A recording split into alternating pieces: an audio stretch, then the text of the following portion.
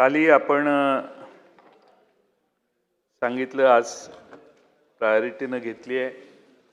आम्हाला राज्याचे अर्थमंत्री म्हणून देवेंद्र फडणवीस आहेत। मुख्यमंत्री ते जरी असले तरी ते अर्थमंत्री आहेत आणि विरोधी पक्षाचे भाषण होत असताना मी इथं तासनतास 3-3 दिवस बसलेलो आहे। अर्थमंत्री इथं बसले तर या माझं सोडून द्या, सत्तारूढ आपणही होता, सत्तारूढ पक्षाचे किंवा विरोधी पक्षाचे आमदार बोलतात त्यावेळी त्याच्यावर नोटिंग करून त्याच्यावर कारवाई करायचो आम्ही, विरोधी पक्षाचा सदस्य असला तरी। आणि IAS ऑफिसर तर या सरकारला जुमानतच नाहीत, त्यामुळे सरकारचं नियंत्रणच ब्युरोक्रेसीवर राहिलेलं नाही किंवा ब्युरोक्रेसी स्वतःला फार शहाणी समजते आणि मुख्यमंत्री ते सहन करतात। का सहन करतात याची चौकशी करावी लागेल। माननीय अध्यक्षांनी आता सांगितलं की सभागृह सक्षम आहे, हे तर 50 वर्ष आहे सक्षम सभागृह, पण तुम्ही काय करणार याची ॲक्शन खरं म्हणजे आज त्यांनी निर्णय द्यायला पाहिजे होता की आज जे हजर आहेत प्रत्येक वेळेला सक्षम आहे, आम्ही सक्षम आहे, आम्हाला माहिती आहे आम्ही किती सक्षम आहे, पण ॲक्शन घेणारे अध्यक्षांचे आदेश हे निर्गमित झाले असते तर अधिक आम्हाला आनंद झाला असता। असो अध्यक्ष महोदय, भाषणाची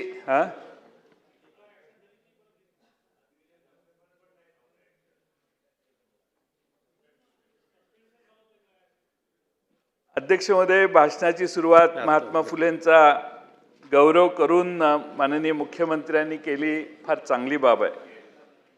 पण अध्यक्ष महोदय, एका बाजूने काही लोक स्वाभिमानाने सनातनी हिंदू म्हणून घेतात, पण सनातनी धर्मावर महात्मा फुले काय बोलले आहेत हे तुम्ही एकदा वाचायला पाहिजे असं मला वाटतं।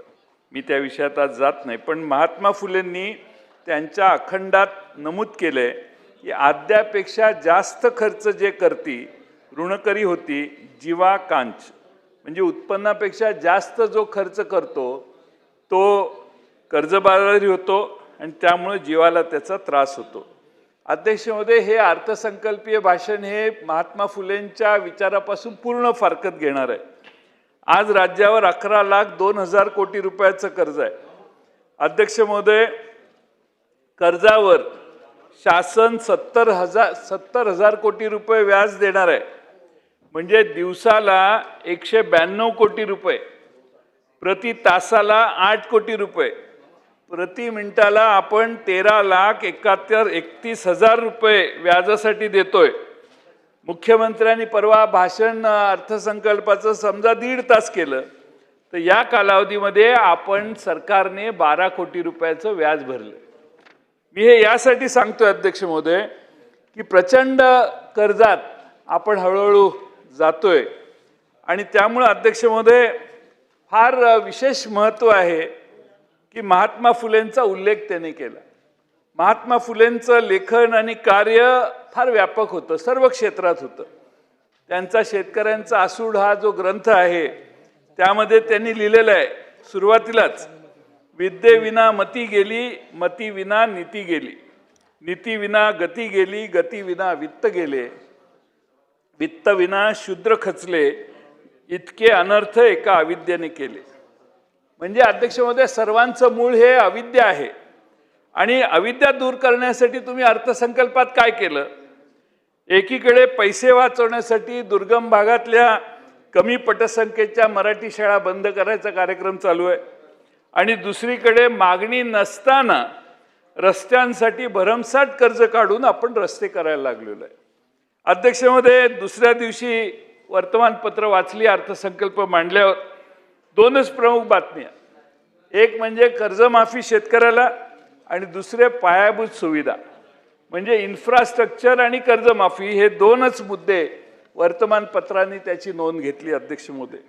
पण अध्यक्ष महोदय, ह्या दोन्ही बाबी खोट्या आहेत, फसव्या आहेत, खोट्या म्हणणार नाही पण फसव्या आहेत। अध्यक्ष महोदय, घोषणा काय होती माननीय मुख्यमंत्री महोदयांनी केलेली? तुमचा सातबारा शेतकऱ्यांचा करू कोरा कोरा कोरा, 3 वेळा कोरा कोरा कोरा असं घोषणा माननीय मुख्यमंत्री महोदयांनी निवडणुकीच्या आधी केलेली. आता कर्जातून पूर्णपणाने मुक्त करायचे असा त्याचा अर्थ होतो अध्यक्ष महोदय. पण अध्यक्ष महोदय, मुख्यमंत्र्यांनी 2 लाख रुपयापर्यंतच कर्ज माफ केलं. मग 2019 साली अध्यक्ष महोदय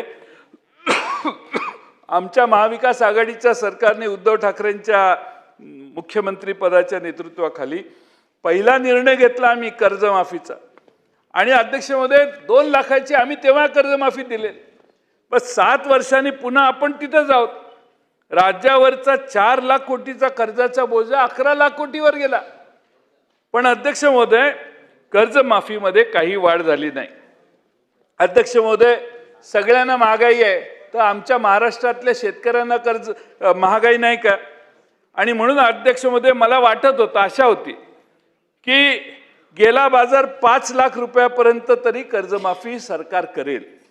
अध्यक्ष महोदय 2 लाख रुपये भरले, 8 लाखाचं कर्ज आहे, 6 लाखाचं काय, 5 लाखाचं कर्ज झालं तर विदर्भात फार मोठा सावरकरजी फायदा झाला असता सगळ्यांना. पण 5 लाखाचं कर्ज, आता महागाई एवढी वाढली, खताचे दर एवढे वाढले, कर्जच तेवढं काढावं लागतंय. आणि त्यामुळे अध्यक्ष महोदय आपण शेतकऱ्याला कशी मदत करणार ही भूमिका ठेवली पाहिजे. आता नवीन एक सर्व सहकारी बँकांच्याकडून 9 मार्च 26 पर्यंत नियमित कर्ज भरवणाऱ्या शेतकऱ्यांची माहिती मागवण्यात आलेली. अध्यक्ष महोदय, शेतकरी आता मुश्रीफ साहेब इथं बँक चालवतात. 31 मार्चला आपण सगळे पैसे परत फेडतो, झिरो करतो कर्ज. त्यामुळे रेग्युलर कर्जदारांना देखील छाट मारायचा कार्यक्रम दिसतोय. त्यामुळे 9 मार्चला का, तुम्ही 31 मार्च पर्यंत जे कर्ज भरतील त्यांची 1 एप्रिलला यादी मागा. तुम्ही 9 मार्चलाच यादी मागायला लागलेलात. आणि त्यामुळे अध्यक्ष महोदय माझी विनंती आहे की सभागृहातल्या सगळ्या सदस्यांच्या लक्षात आणून देतो की 2014 पासून केंद्र शासनाने भारतातल्या उद्योगपतींचे 16 लाख कोटी रुपयाचं कर्ज माफ केलेलं आहे. देशावरचा कर्जाचा बोजा 27 पर्यंत 214 लाख कोटी होण्याचा अंदाज आहे. म्हणजे आपला GDP देशाचा आहे ना, त्याच्या 56% आता कर्ज होणार आहे. परंतु शेतकऱ्यांच्याकडं मदत करायची म्हटली की पैशाची चणचण आम्हाला दिसते. उद्योगपतींचे 16 लाख कोटी रुपये देशात कर्जमाफ झाली, पण भारतातल्या आणि महाराष्ट्रातल्या शेतकऱ्याची कर्जमाफी करायला आपली इच्छा होत नाही. ही मानसिकता समाजाच्या समोर आपण सतत वारंवार तुमच्याकडून येते. पैशाची कमतरता नाही अध्यक्ष महोदय, विचारांची कमतरता आहे असं मला वाटतं.